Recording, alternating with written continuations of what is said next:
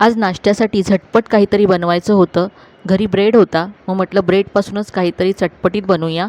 बेसन घेतलं, यामध्ये हळद घातली, धने-जिरे पूड घातली, गरम मसाला घातला, जिरं घातलं आहे, चवीप्रमाणे लाल तिखट घातलं, ओवा घातला, बारीक चिरलेला कांदा घातला, यानंतर बारीक चिरलेली शिमला मिरची, गाजर, टोमॅटो अशा भाज्या घातल्या यामध्ये.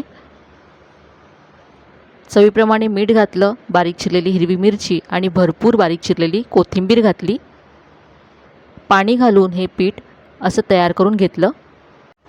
यानंतर मी हिरवी चटणी बनवून घेतली.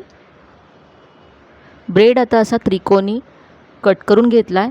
एका भागावरती हिरवी चटणी आणि एका भागावरती टोमॅटो केचप लावला आहे.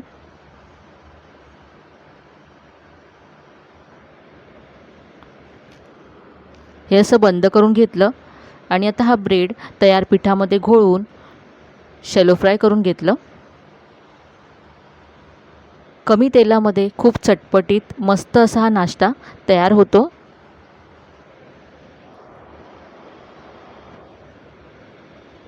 तयार केलेल्या चटणीबरोबर आणि टोमॅटो केचपबरोबर मी हे सर्व केलं आहे.